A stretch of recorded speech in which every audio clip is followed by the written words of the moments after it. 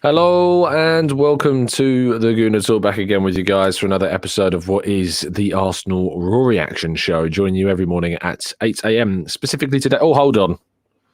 We can't win a game and then, I can't forget. There it is. There's the light. The light's back. There we go. Sorry. I nearly forgot to switch the light on. That would have... Can't not have the light on after a fantastic victory like that, can we? Good morning to those joining us live in the chat box. Thank you so much, as always, for doing so. It means the absolute world to me. Thank you to everybody joining us in the chat box. It is very much appreciated. Let's scroll up, shall we, and say good morning to those that tuned in really, really early on. Dave, good morning to you, to Steve, to PJ. In fact, I should probably check YouTube, shouldn't I? Because the amount of times that people are mugged off by StreamYard. They've waited all morning, they've got in first, and then StreamYard's done them dirty. I mean, it may not even reward you still. Martin, though, good morning to you, to Red Star, to Barney, Dave, Perez, Pikahu. Let's scroll up the chat, shall we, and see if we can finally get who was actually first. I mean, even YouTube's mugged you off because I've only got 7:45 onwards. So, yeah, sorry if you were in there really early. You've been completely rumbled. Nav, good morning to you. Tom, Mo, Wayne, Jimbo. We've got Shari, Damien, Rob, Lars, Olawale. Plenty more of you guys as well. Thank you to everybody. It means the absolute world. And let's get straight on with things. Arsenal winning 2-1 in Spain, in Seville, with a really important victory that sees them go back to the top of their Champions League group. It is amazing how a win and just even goals can make you feel all the world better about things and life in particular as well. It is, certainly appreciated. It's certainly much, much more enjoyable to come away from a victory and talk about it rather than what happened last weekend and the kind of the difficulty that we had to break that game down because we didn't really know how to take it after the performance. But certainly very, very, very good performance indeed overall. There were some question marks, sure, but I think overall we've got to be very happy about going to a place that is notoriously different indeed, to get a result. And Arsenal haven't won in the Champions League in Spain since 2006. Another record being broken by Mikel Arteta. So yes, plenty to discuss, plenty to talk about with you guys, and we're going to do that in part two. But part one, we're going to run through, obviously, our slides and some of the key parts of the game as well.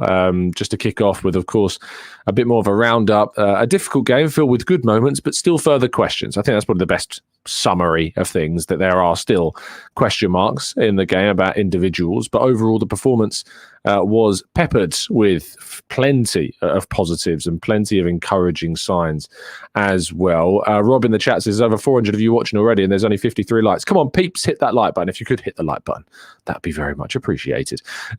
Let's start with Gabriel Martinelli's opening goal. And the game started off with, obviously, I think Arsenal had the majority of chances, the majority of the ball. We had Sevilla getting in behind, I think, once really for an opportunity with I think it was En-Nesyri, whose left-footed shot, very similar to the Cole Palmer effort that scooted past David Raya's left post. We'll talk a bit more about David Raya in a bit, but the ball comes from actually a Sevilla attack and it drops. And what we know about Jesus is that he's excellent at taking down the ball and reconstituting those efforts into Arsenal's attacks. And he spins away from two Sevilla players before then poking the ball through to Martinelli, runs through, rounds Nyland, who I think used to play for Aston Villa. I think he played for Aston Villa. Tell me if I'm wrong, but I think he did. And Martinelli rounds him and finishes very calmly indeed. There was the Chelsea comparisons of when he ran away from N'Golo Kante, that those was kind of springing to mind. And he never looked like he was ever going to be out of possession. I was watching the Bayern Munich Galatasaray game prior to this one, and there was a moment where Leroy Sané was clear through on goal and was sprinting with the ball at his left foot, and he just overhit the ball straight into Muslera, I think it is, the Galatasaray keeper. And I was thinking, as long as Martinelli doesn't take the ball away and overhit it like Sane did, and he didn't, he kept the ball very close to his feet, really controlled, and a fantastic finish as well. not making up, because it was a tough chance that he had a one-on-one that was more difficult earlier on in the game that he was unfortunate not to get a better finish with. Although that said, there's part of me that thinks he should have squared it to Saka, who I think was pretty much free on his right-hand side. But I think Martinelli overall, a great performance. His first ever Champions League goal and his first ever start in the Champions League. Great goal from him. Fantastic stuff, and a really, really good way to start. And Arsenal continued to kind of what's the word I'm looking for? Press home that advantage when Gabriel Jesus made more than just a fantastic touch, but a goal really out of nothing. He was kind of fed the ball on the left-hand side, I think, by Declan Rice, and then he just kind of goes into the box and bang. A brilliant goal to give Arsenal at that point a 2-0 lead. And sadly, his game was finished early by a hamstring problem. The benefit that Arsenal had is that he came out after the game and was pretty confident that it wasn't anything necessarily all that serious. He says, I felt something. Let's see. I did some tests with the physio. It looks not that big, but let's see. I have a scan maybe tomorrow. I'm pretty sure it will be nothing. So that's positive. There hopefully will not be too much of an issue with Jesus, but he's always going to be the optimistic type. But if he's not available for the weekend, then I think it's time that Kai Havertz comes in. I think we can all assume that will be Eddie Nketiah though. But Kai Havertz coming on in the second half, and I think did well. And we'll talk a little bit more about that shortly. I'm refusing to give Declan Rice man of the match, not because he doesn't deserve it, but just because it's really boring. It's getting to the stage where it's boring giving Declan Rice the man of the match, because yes, he absolutely deserves it. Yes, he was arguably the best player on the field. Again, the drives, the tackles, the recoveries, the presence, the composure, everything that he did, just excellent. Just so incredibly composed. And Thomas Partey wasn't available for this game. Of course, he stayed behind, the club saying he has a slight muscle injury as to why he didn't travel. And seasons gone by when we've missed Partey, we've been bereft of a world-class player. But no more. Whether Partey's there or not, we have Declan Rice, who is so incredibly good. But I don't have to give Declan Rice man of the match. I don't even have to give it to Gabriel Jesus, because this man right here, this man on your screens, Takehiro Tomiyasu, was so good. Like, ridiculously good. The composure, the defensive ability, the positioning, the philosophy in his game, the accepting of the role that he had. Like, I tweeted this yesterday and I wrote about it this morning, and I'm going to keep reminding you. But I spoke to him after the game against PSV, where he'd kind of been brought on that left-hand side and had looked good. And he kept on moving inside and was moving internally. And I think since that PSV game, we've seen him grow and develop more as a left back, and as an inverted left back as well, that was getting forwards.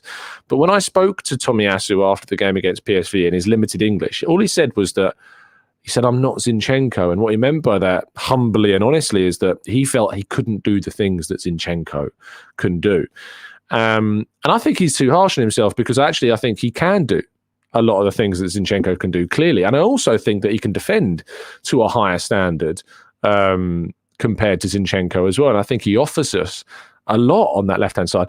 I said earlier in the season that I don't want to see Tomiyasu play right back anymore. I don't think that's the right position for Tomiyasu. I think either play him at centre-half or play him in this inverted left-back position. I think that is the best role for him in this Arsenal team.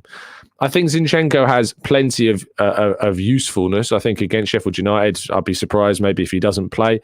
I think that against teams in the lower half of the table, Zinchenko can offer us that suffocation of oppositions like we saw at Bournemouth, where he had a good game. But Tomiyasu was excellent, and arguably doesn't deserve to be dropped based upon that performance. Really strong, really forward-thinking, composed defensively, really stopped Jesus Navas a lot from putting in effective crosses, and then Juan Lu as well in the second half. Really happy with his performance. Excellent stuff from him, and brilliant, and certainly deserving of man of the match. A player that wasn't deserving of man of the match, though, again, was David Raya. I almost feel like it's getting to the point where I can foresee comments being left that I'm now going to be too harsh on Raya and that I can't stop talking about Raya and you're showing your Ramsdale bias again, Tom. Stop doing this. I can just foresee it happening. But to those people that were tempted to write those comments, just stop for a second. Just stop and think about the performance overall and think about these run of fixtures and think about whether or not you think that Ramsdale would have done a better job than what Raya is doing. Because twice in this game, Raya passed the ball out. Not sure. He didn't pass the ball out like Arteta has wanted him to. So it's not like it's the Palmer pass or the Alvarez pass where I can kind of point the finger, at Arteta more and say, if Arteta wants you to play that way, I can't have too many qualms about that. And my finger pointing will be more towards the manager. What I can point the finger at him for is when he does things that clearly the manager is not asked for. And these are these little dinked passes in behind, trying to be cute with a little curled ball beyond the attacking players. And he gave the ball away twice. And Sevilla were in on one of them in particular and should have done better, to be honest. So, very disappointing. And right at the end, that punch from the cross, not convincing. That ball could have landed absolutely anywhere. And the problem is that even though statistically people will send me stats and say, look, he's outperforming Ramsdale in all these areas, I'm like, sure. But there is something to be said about, I think the perception and the view of what things like stats can't necessarily show you, which I think, Ramsdale has in his demeanour, his character, his confidence. And I also miss those little driven passes through the middle of the field. Do you remember Ramsdale used to kind of get the ball and drive a pass low through the middle and we spin and go on to an attack? Now, it's also worth adding that Raya's long pass did lead to Jesus' goal. It needed a bit of fortune, of course, and the header from, I don't know if it was Ramos or the fullback, but there was a header from a Sevilla player and then it dropped to Declan Rice and then the ball was fed to Jesus before he scored. So going long did ultimately help us get another goal. And that's worth remembering because that tactically is something that we need to be more astute to. He made one really good save, but it was offside. The one that he kind of parried onto the crossbar from Diaz, but he was already offside. But it was a very, very good save and he's worth crediting there. But I don't think we'll see Ramsdale against Sheffield United. I think Raya will continue. But Ramsdale will come back in against West Ham. And I hope that against West Ham, he has a flawless performance. I really hope Ramsdale has an absolutely flawless display and gives us absolutely no reason to question, because that's what he needs to do. If he wants to somehow get back into this team and show Arteta what he's capable of, in the games that he plays, he needs to show that he's performing at a better level. He needs to show Arteta that he can do the passing that he wants. He needs to show Arteta that he can be as confident and consistent as possible. Let's wait and see. I don't know if Ramsdale will be back in goal for the weekend. I know some people are saying that they think he will. I'm not so sure. I thought he might have played last night, to be honest, and he didn't. So, yeah, it remains to be seen what will happen.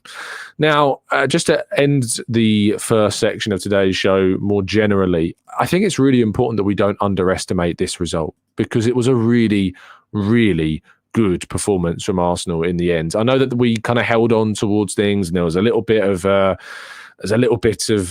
hopefulness and hanging on in some ways, but I can't tell you how difficult of a place Sevilla is to go. Look, this is a place that Real Madrid didn't win at in their last game. So that gives you an idea, and it was the same team that started that game that started this game as well. Unchanged team that managed to get a draw against Jude Bellingham and co. I can't tell you how good of a team that Sevilla can be, even though they've not had the best start to the season. They're very difficult to play against. It's a really hostile atmosphere, which we struggled with in Lens earlier in the season already. It's really, really impressive that Arsenal managed to come away with this victory. And it could have been stronger. It could have been better. We could have done things better, for sure. It wasn't perfect. I'm not saying that it is.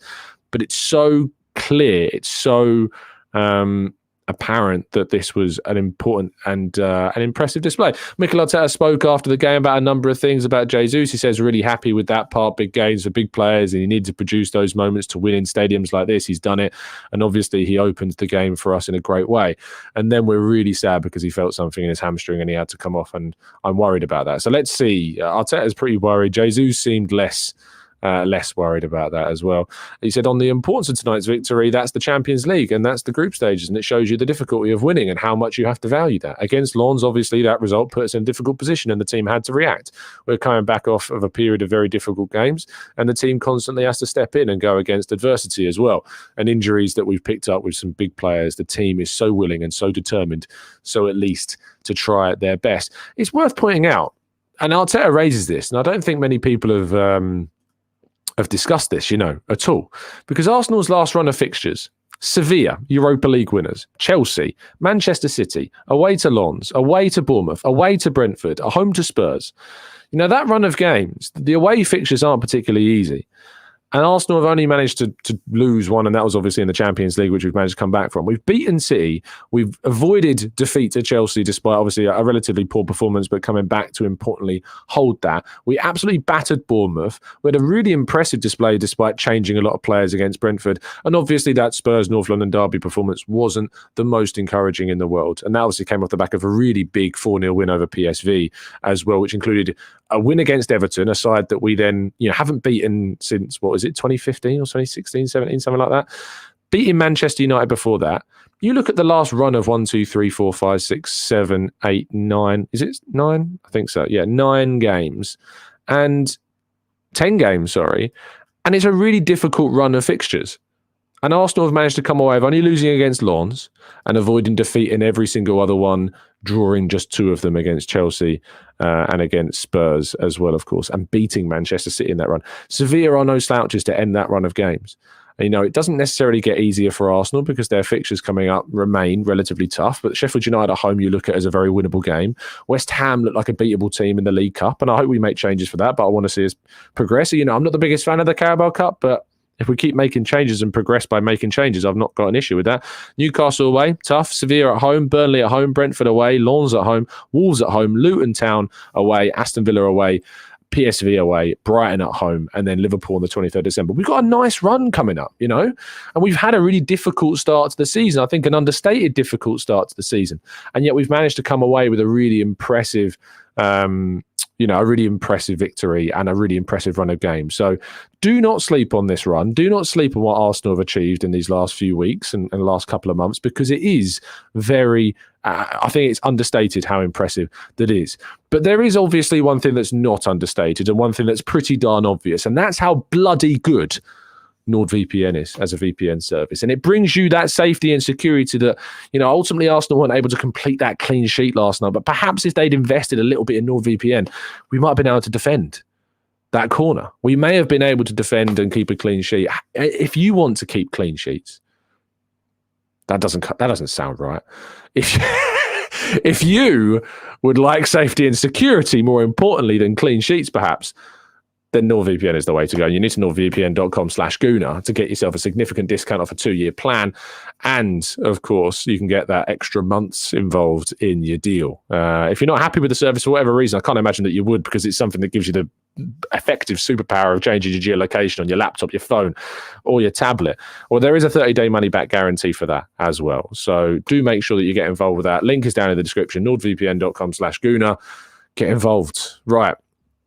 Let's go to part 2 and your thoughts and feelings right after this.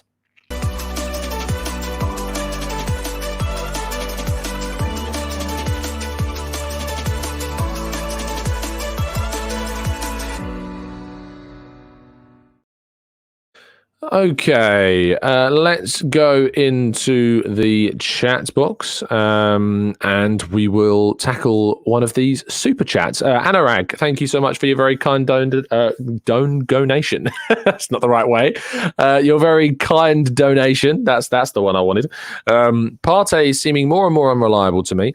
Most important ability is availability. Also, do you think that Rice's long-term future is fixed at 6 or 8, and will it be either of the two, depending upon market opportunities? I think you probably answered it yourself, to be honest, regarding the second part. I think it might depend on who we sign as to where Rice ends up playing persistently in the long term. I think he can play both roles very effectively. I don't buy into the whole stop playing Rice at 8, play him at 6. I think he can do both really, really well. So let's wait and see what happens. But regarding the Partey thing, I've said this for some time. I think Arsenal need to be working towards trying to find a better option for the long term. Partey's in his 30s now. He's not reliable in terms of availability. We need to find ourselves a better option. Terry says Tom loves his stats until the Ramsdale Raya debate. Raya has been better in all of his stats so far. He looks shaky, by the way, but that's down to him playing at a significantly higher level and will come good. Terry, do you have the goal save statistics and things like that? Because I know the graphic's been going around about the passing, which, yeah, for sure, is in all of Raya's favour, by the way. But do you have the save statistics? I haven't seen them myself, so I'm trying to wait and see whether or not if they fall in his favour, because I know that graphic showed very heavily in Raya's favour, but it doesn't have the save stats on that graphic, so I wonder if they've left them out on purpose or not. I'd be curious to what they are. Regarding that, I have said a number of times that, stats are important with context, and I always say that. I love stats. I love stats. I use it in arguments all the time, but it's important that you apply context to stats, otherwise they're useless. And it is true that whilst the passing stats of Raya are outperforming that of Ramsdale, if you watch the games, and we all know this isn't like, when we do these kind of comparisons between transfer targets and things like that, where we've not seen as much of the player, we've seen as much as Ramsdale and Raya. But I can't remember, besides the pass against Southampton last season, Ramsdale making such a high-profile passing error frequency as what Raya has. He might, the ball might not reach its intended target as much or in the long passing, and that's why his pass success is lower than Raya's. And Raya might make more passes in safer scenarios, which obviously boosts that passing completion. But I personally can't remember, and maybe I'm just forgetting it, but I personally can't remember the number of high-profile passing errors that give the opposition an opportunity to attack with Ramsdale in such a short space of time as I can do with Raya now. Tell me if I'm wrong. But let's wait and see if that. Obviously, I want Raya to succeed, because if Raya succeeds, he's starting. It means Arsenal succeeds, and that's what's most important. Amira says if Raya was any other player, we'd ask him to be dropped to the bench and build up confidence with sub minutes and cup games like Havertz. Instead, we're hoping and praying things magically change after one game. Why? I suppose it's because he's a goalkeeper, and obviously substitutions of goalkeepers aren't common, despite what Mikel Arteta might tell you. I really, really do think that whole discussion around subbing goalkeepers has done Arteta no favours at all. And I think Arteta has ultimately generated this entire discussion almost individually. I also think that, and I stand by my comments about the mismanagement of Ramsdale regarding the Champions League games. I saw no reason why Ramsdale shouldn't be the Champions League goalkeeper. Absolutely no reason at all why he shouldn't be playing those games. If he's rated as well as highly as what Raya is, I don't know why Ramsdale wasn't used in the Champions League games and ran just given the Premier League games to play. I really don't. So that's a shame. And I feel if he had have played Ramsdale in those Champions League games, then we wouldn't be having as much of a discussion, or there wouldn't be as much pressure, and there wouldn't be as much expectation of perfection for Raya as there is now. And I feel that is on Arteta personally. Stuart says Raya has 100% not been welcomed by the fans and doesn't look confident. Despite that, his stats are still better than Raya. I don't think that's true, Stuart. I think that to say that he is 100% not been welcomed by the fans and doesn't look confident is a real misrepresentation. After Everton and PSV, Raya was being lauded. Raya had kind of got this aura of calm, this aura of confidence, the way in which he took the crosses, the way in which he commanded his box, the way in which after that PSV game in particular, and I was there in the Emirates, the cheering that Raya got for his performance against PSV was very, very good. So I think he was, without question, welcomed at that point.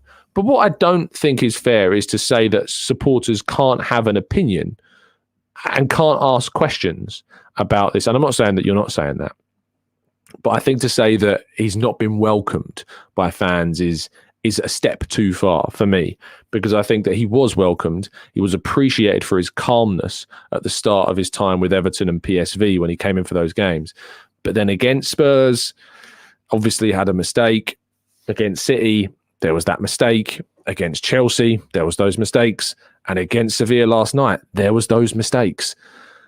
And you know, that's a worry, especially when Ramsdale against Brentford looked so good. The save he made onto the post, his distribution was good, his confidence was good. There was a moment in that Brentford game, to be fair, where Ramsdale did make a mistake with one of his passes as well, to be fair.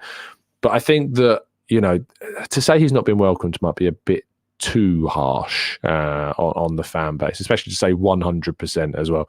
Ollie says, hey Tom, whilst I'm fine with the critique of Raya, please talk about Ødegaard as well. He needs dropping and we have options, Smith Rowe, Vieira and Havertz.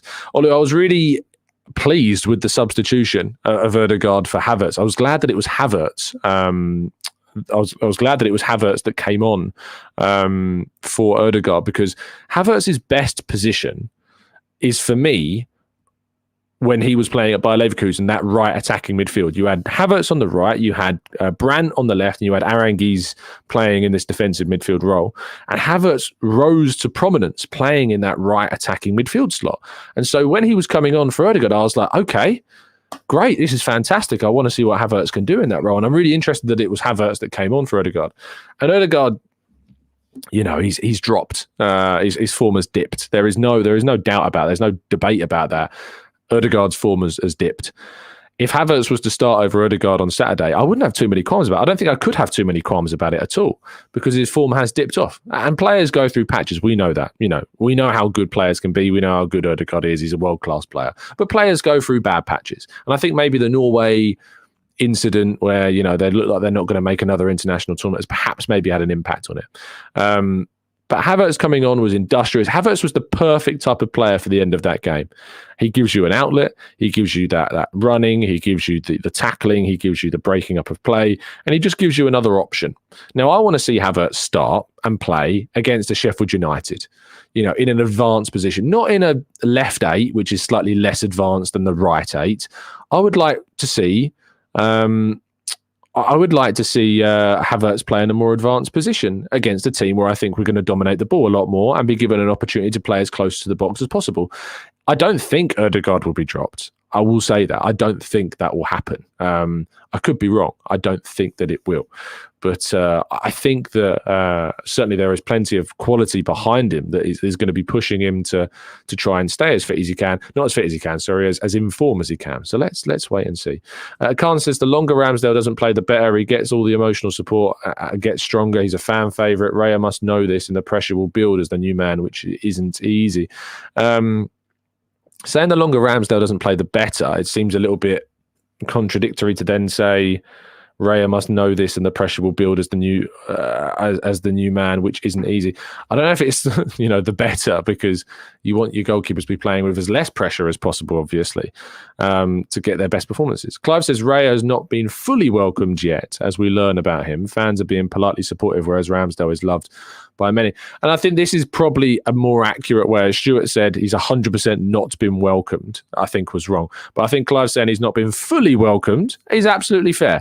Because I think in those first 2 games, he gained a lot of support initially and certainly justified Arteta's decision to change him. The problem is that he's not justified the decision to keep him in. And that's the issue that we find ourselves in at the moment.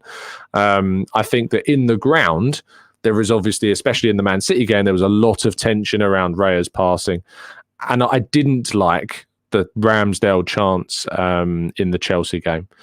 I thought that was a little bit classless, to be honest. And I'd be critical of our fans, and I've been very lauding and praising our fans. I think we've got the best away fans in the league, personally, with their support. But I didn't think that was a great thing to do. Imagine if you're a starting goalkeeper and your own fans are chanting the name of the other. No matter what your opinion is, no matter whether you think that Ramsdale should come in or not, you're in a game where you need to not concede, right? That's where you're at. You're in a position where you don't want to concede a goal, and your response is to chant the name of the keeper that is not on the field. That that isn't good enough for me. That needs to be considered in those moments. It wasn't very mature. It wasn't very well thought through to chant Ramsdale's name in that moment.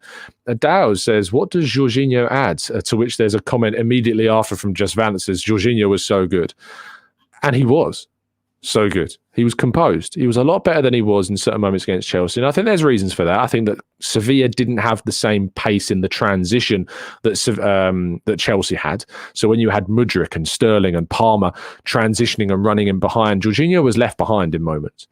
And against those types of against those teams, I think specifically, I think that there are going to be problems for Jorginho, and he is going to be turned over and he is going to be left behind as the team quickly transitions. But Sevilla aren't in the same way. They brought on Lamela, who's not exactly that quick. A Campos doesn't have the same level of speed as a Mudryk or as a Palmer.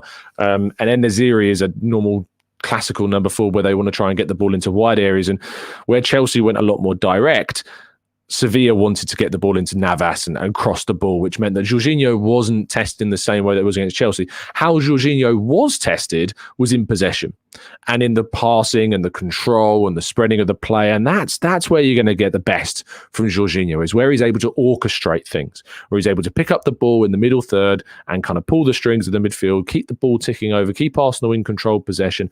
That's where you're going to get the best from him. Udbav says, Jorginho just passes it back all the time. Shall we check if that's true? Hold on, bear with me. The camera's going to go a bit weird while I grab my second laptop. But shall we check if the argument that Jorginho passes backwards all the time is true? I like tackling these types of comments. That I like discussing these types of things.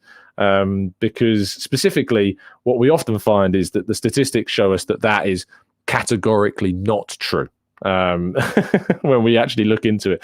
So let's have a quick look at Jorginho's statistics. And I'm doing this live because obviously if I'm proven wrong, I can look like an idiot. And then Ubdav will be getting the justification that he wants. So let's go on to Y-Scout, shall we? Jorginho. Let's have a quick look at Arsenal's season with the Italian midfielder. And we can have a look at his passing statistics, both forwards and backwards. And let's see if indeed he does pass just backwards all of the time. What I would say is that I think we're probably going to see a lot of lateral passes for Jorginho. I definitely think we'll see that because he does tend to kind of spread the play very well. But let's have a quick look passing from Jorginho. So this season, he is averaging 10.35 backward passes per game, and he is averaging 18.15 passes forward per game. So nearly double the amount of passes that you're experiencing forwards than you are backwards. Now, against Sevilla, it was a lot more balanced. There were 12 backward passes, 11 of them reached their target. There was 13 forward passes. So it was a lot more balanced in that way. What I would say is against Chelsea, right? Chelsea was a game where we were quite critical of Jorginho in that performance against Chelsea. He managed nearly 5 times the amount of forward passes against Chelsea than he did backward passes. 5 passes backwards against Chelsea, 24 passes forwards. And yet we perceive that as being a relatively poor game from Jorginho. And the reason why we saw it as a relatively poor game is because for a lot of the game, Chelsea were able to get the ball, especially in that first half. Chelsea were able to get on the ball a lot more and they were able to kind of pressure Arsenal and turn them over quickly, which is when Jorginho's weaknesses are exposed a lot more. But to suggest that Jorginho passes it backwards is a clear misconception, and the numbers certainly back that up. It is worth saying that Jorginho does pass the ball laterally a lot, but that is in part of what Arteta wants from his team. He wants the team to be moving the ball around the field swiftly and changing direction quite a lot, and that includes a lot of lateral passing. So, it would be, what's the word I'm looking for? Disgenuine to say that he doesn't add that forward passing at all. Stuart says, "Oh, second laptop, fancy mate." It's not fancy. I'm on my old laptop because my new laptop causes audio chaos. So I'm actually doing this on the show is being on my old laptop, while my new laptop is now clearly the second laptop at the moment. Porky Pork says, if you're not playing George in this game with the availability, who are you playing? El Neni? I think he brings calmness, usually, and no one else can really play that role. Absolutely disingenuous. Thank you, Dave. That's the word I was looking for. Nyamdi says, hi, Tom. Do you think passing statistics take into account the opportunity to pass forward that was foregone when a player passes laterally or backwards? That is what the eye test would catch. No, I don't think they would. I think stats would probably miss those. I think there are obviously going to be moments where we think that a forward pass might be more opportunistic. But what I think they do show you, Namdo, is the intention to pass forwards is clearly there from Jorginho. Hence why against Chelsea there was nearly 5 times the amount of forward passes to backward passes, and that's obviously very, very important. Phil says, who is your player comp with our current squad, El Neni or Cedric? Player comp? What do you mean by that, Phil? You're going to have to add some more information. I'm not sure what you mean. I may be being an idiot. I probably am. Well, Alpha says, the case against Jorginho, dismissed. And first of all, thank you, Alpha Dan, for being a member for 23 months. Fantastic stuff. Morgie says, Tom, there is no way that we will get as much space in midfield against Sheffield United. Plus, does the loudspeakers and hailer used to get fans going abroad irritate you as much as it does me? I didn't really notice it. I wasn't in the ground, to be fair. I'm sure it was more irritating had I been in the ground. But it is part of the atmosphere. You know, we've got our drum with the Ashburton Army and things like that, trying to generate atmosphere in the Emirates, and it's lauded a lot for that. So, I think that some people are going to like it and some people aren't. It's going to be a bit Marmite, Morgie, that. But I think that Sheffield United obviously are going to try and close us down a lot more than we did see that from Sevilla. But I do think that we're going to have a lot more of the ball against Sheffield United than we did against Sevilla. So I think things will balance out in the end. I'm looking forward to being at the game on Saturday. I haven't actually been to an Arsenal game now since the Man City win. I wasn't at the Chelsea game. I wasn't obviously in Seville last night. I feel like it's been an age since I've been to an Arsenal game, even though it was only 3 games ago. So I'm looking forward to get down to the Emirates for the game against Sheffield United this weekend. And then, of course, I'll be hopefully at the West Ham game. I'm definitely going to be at the Newcastle game and definitely going to be at the Burnley game as well. So plenty to discuss.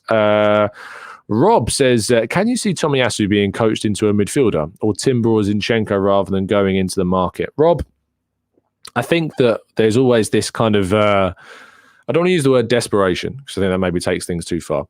But I do think there is a little bit of a desire quite often to see these... there's often a lot of desire to see these players played in positions they're not. I remember when we first signed Ben White, the amount of times that I was asked to play him in defensive midfield and I was like, no, I'm just not on the idea of this. To be fair, there was a lot of times I didn't really want to see him play at right back either, and I've been proven very wrong about that. But I think players just need to be played where they're flourishing. And Tommy is clearly flourishing in this inverted left-sided role. I also think that he's flourishing in a centre-back role when he plays there. So that is also very, very important indeed. Timber, I can't wait to get back next year in March onwards time. That is going to be great to see. I think Timber really will take things up a hell of a lot. More Than a Wheelchair says, eye test is a lot more important than stats. I think they're both equally as important as one another. I think if you discount stats, it's usually because you don't like your view being disproven by numbers. I think stats allow you to see all of the game in a different way, whereas the eye test goes through your own eyes, your own biases, your own view of what you saw. Ultimately, 90 minutes, you can only view what you've seen in that 90 minutes. You can go back and watch the game, which is always, I definitely recommend doing.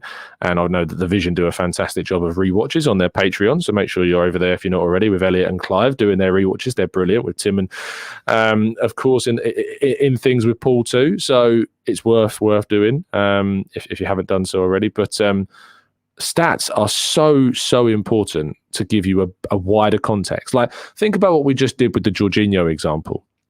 Someone's opinion is, based upon their eye test, Jorginho only passes backwards. Well, by going into statistics, we know we can absolutely categorically prove that that is not true. And if the eye test was more important than stats, then that person's view that Jorginho passes backwards only would be true, because stats wouldn't be as important. But we know that stats are equally as important and they can prove those points of view that are kind of extreme. Very, very wrong indeed. And Rand says the eye test tends to have bias. Absolutely. I think, as I say, you can't just use stats as kind of like a one-off thing and a blanket answer to everything. You have to use context with stats. It's really important to do that. And I think that we do that quite successfully.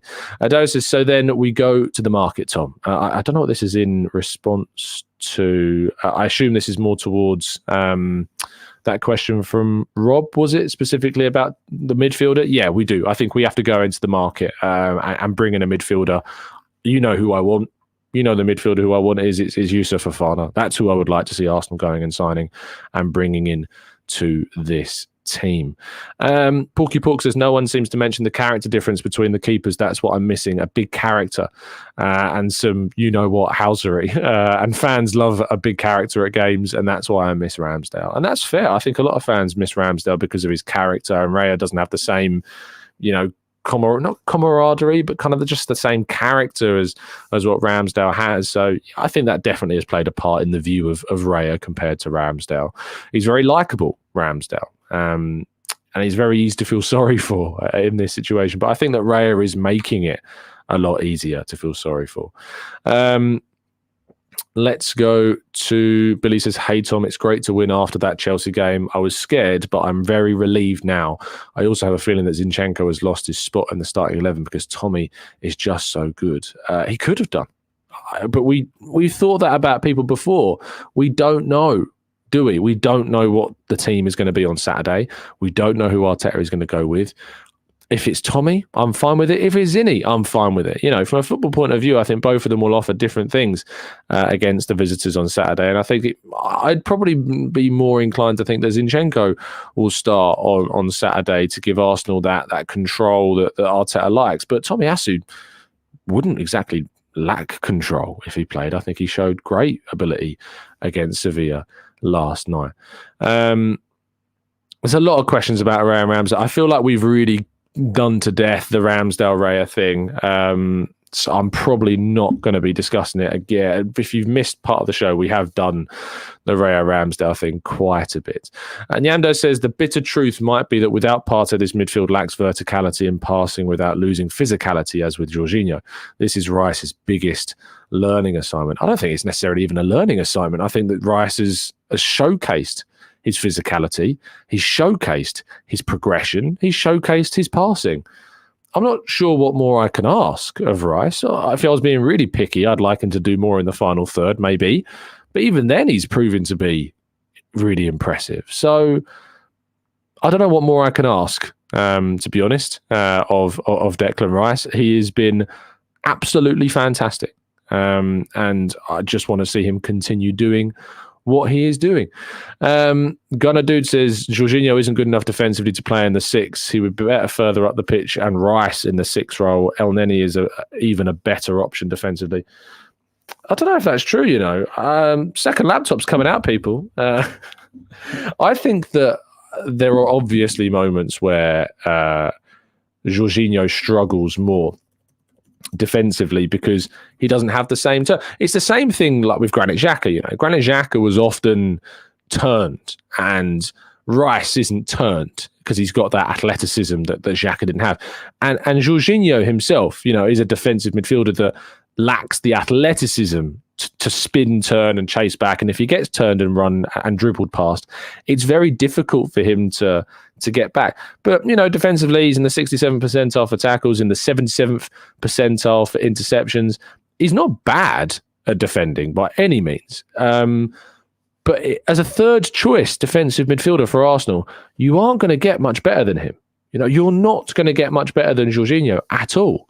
So, and Dara says Xhaka moved forward though, and that's exactly my point. When we moved Xhaka into the left 8 position, he obviously changed the way that in which he played for Arsenal, and actually that role emphasised all the big things about Xhaka.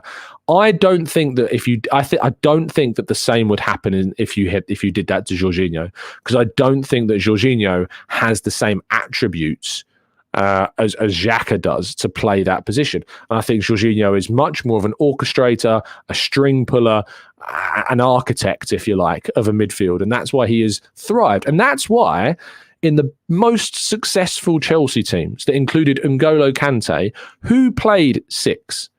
Who played the deepest part of the midfield? Was it N'Golo Kante? No. N'Golo Kante played ahead of Jorginho, and Jorginho sat behind what many people would argue is one of the best defensive midfielders in the world of his generation in Kante. It was Jorginho playing behind Kante. And there was a reason for that. And the reason being is because if you were to play Jorginho further forward, you're not going to get the best of his game, the best of his passing game, the best of his orchestrated power. And I think that, with Rice, Jorginho can be good, but it's just in certain fixtures, he's not going to have the best of game. He's going to have an off one. And the game state's not going to suit him. If Partey was fully fit, I'm sure Partey would have started against Chelsea, And it's worth remembering that he had a really, really good game against City as well that people have quickly forgotten. And even then, his passing was very good as well. Zungtar says, have you heard the criticism of the women's team? Yes, I have. And I think that people are right to ask those questions. If you're wondering what I'm asking, it's because there has been recent criticism of the lack of diversity in the Arsenal women's team. I don't have any issue with somebody asking the question, why is there not a greater diverse pool of players in that group? And people I've seen clap back at that and say the classic response of, well, surely you've got to get the best players. If we're, the best players, if they all look the same, why is that a problem?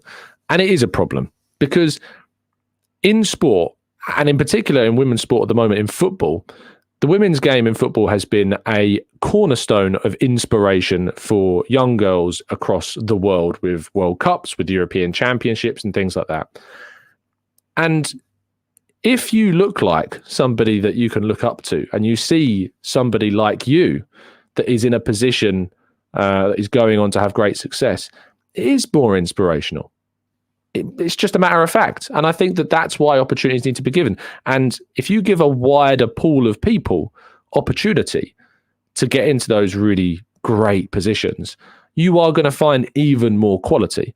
So the whole argument of you've got to give the best people the job, it's a bigger context than that. The context is bigger. And so if you allow a wider pool of people an opportunity, you will find even more quality than you're currently finding. And in the long term, you will get that. And that's why with referees, I talk about quite often,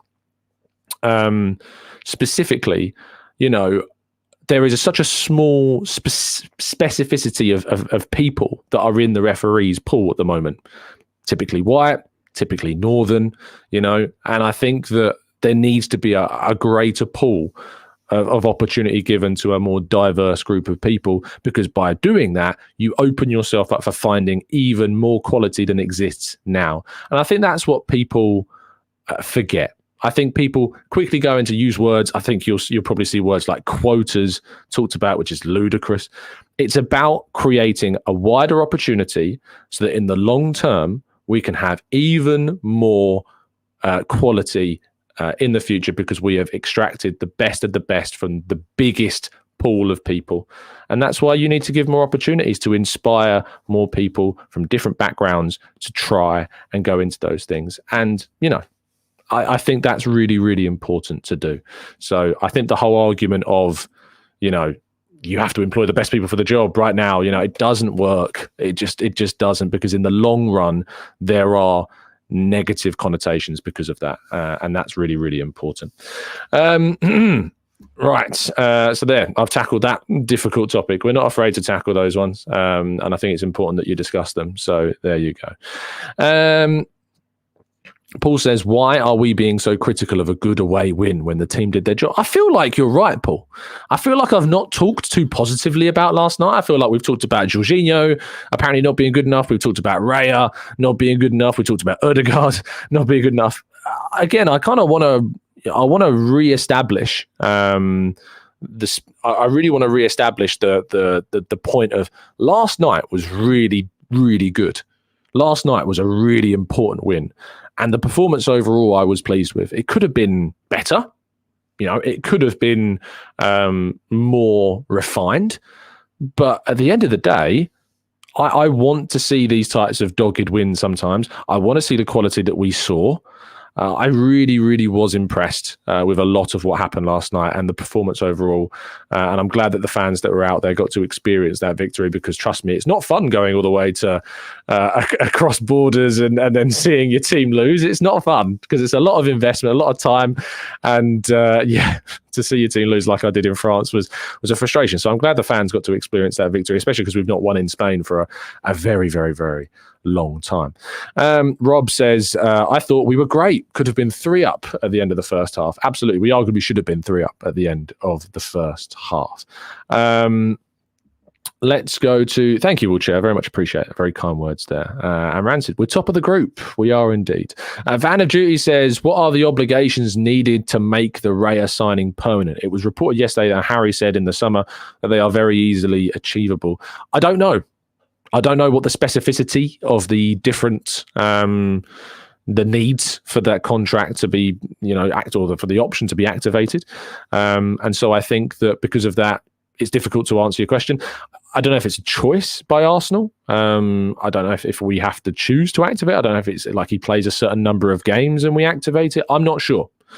Very, very difficult to know. So at this moment in time, I wouldn't be activating the clause. I want to see more. I might change my mind by the end of the season. I hope I change my mind because it would mean that he did really, really well.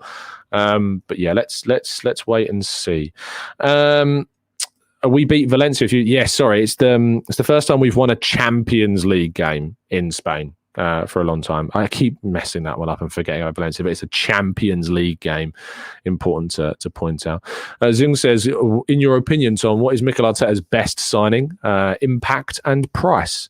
Ødegaard is certainly up there. It's very difficult not to see Ødegaard as the best one. I think Gabriel has been brilliant. He's really developed into something very, very special as a player.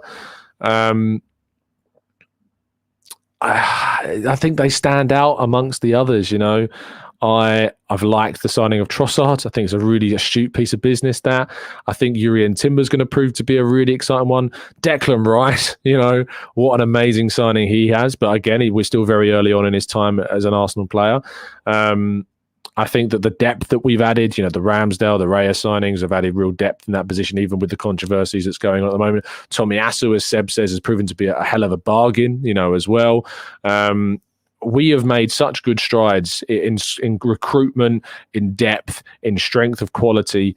But for me, I think it's a toss-up between Ødegaard and Big Gabby. I think those two stand out for me as two of the biggest potential, signings that we have made under Arteta. But Gabriel Jesus as well, really took forward that centre-forward position, has leveled that up.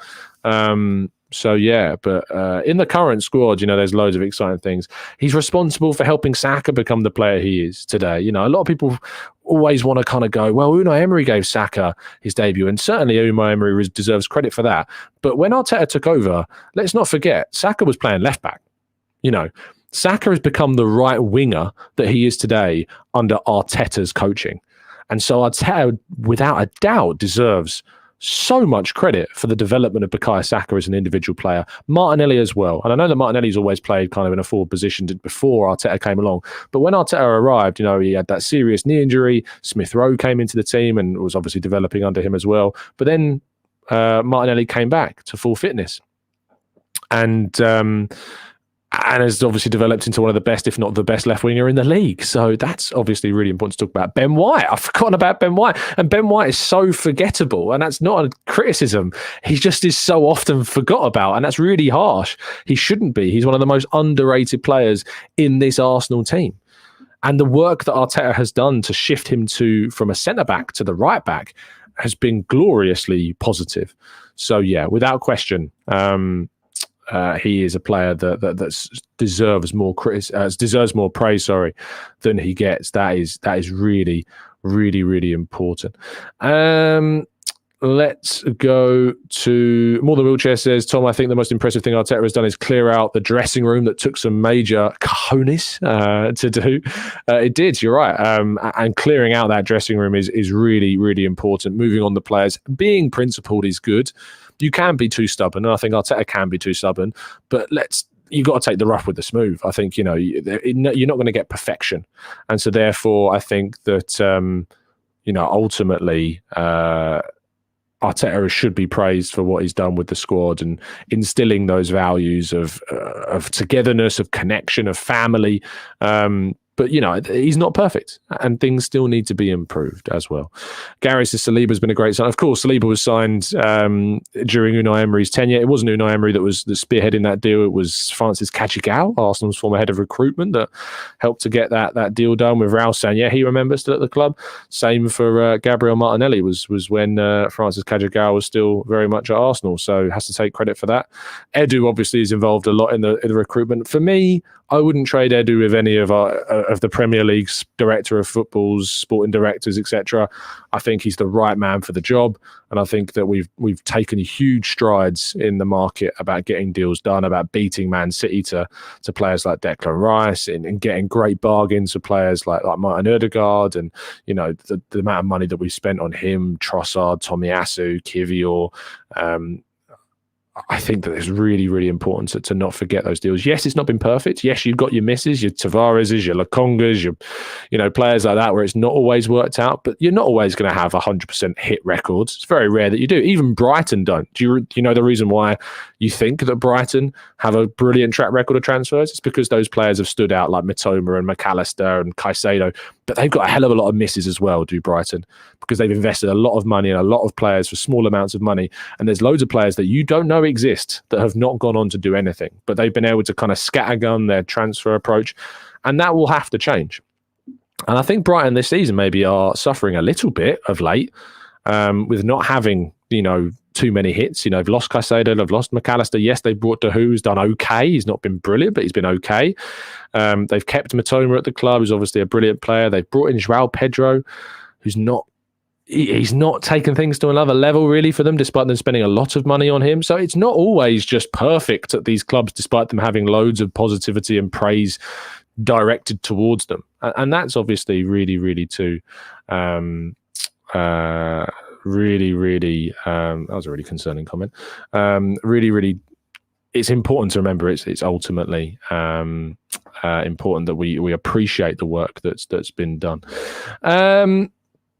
Let's go. Fuad says, Tom, I feel that Martinelli is our only out-and-out winger with rapid speed and power. I think we lack the profile in our squad to go up against teams that sit back and defend. He really does work hard to get back and defend, doesn't he? Really does work hard to fight back, to press, and it's really important that he does that, because that's what is going to keep him in the side. That's what stopped Smith Rowe, really, I think, from getting back into that left-hand side, because the work that Martinelli puts in is brilliant. And his work rate is something I think that's maybe not talked about enough. So, yeah, certainly worth highlighting Martinelli's work rate, because it is utterly brilliant. Right. Thank you, everyone that's tuned in. We've been going for nearly an hour now. You can tell it's my day off. But thank you to everyone that's listened. Really appreciate your time. If you've got any thoughts on the things that we've discussed, I know that we touched on a difficult topic today, of course, that I think we handled pretty darn well in the end, and I stand by those comments. If you've got any questions for me on those, try to be respectful and calm in your responses. Leave them in the comment section down below. I will try to get to them as quickly as I can. But anything else from today's show that you want to leave your comment on, please go down to the comment section and do so. I try to read through as many as I can when I'm not too busy, and I'll try to respond to ones that I have a response for. So thank you for that. I very much appreciate you all tuning in and joining me. Do drop a like on the video. Do subscribe to the channel if you're new around here, with those notifications turned on, so you never miss a show. I hope that you have a absolutely fantastic day. And I'd also like to obviously send my condolences to the family and friends and the whole of Everton Football Club as well, over the sad passing of Bill Kenwright, who sadly lost his life, or it was announced that he'd lost his life yesterday. So thoughts are with Everton and those around the club and those that were close with Bill. Thoughts are certainly there too. Thank you to everyone that's tuned in. I will see you again on the next one, which will be tomorrow morning at the very earliest. Maybe one tonight. Maybe you'll get lucky. Maybe we'll have an evening show. Have a great day, guys. And as always, up the Arsenal.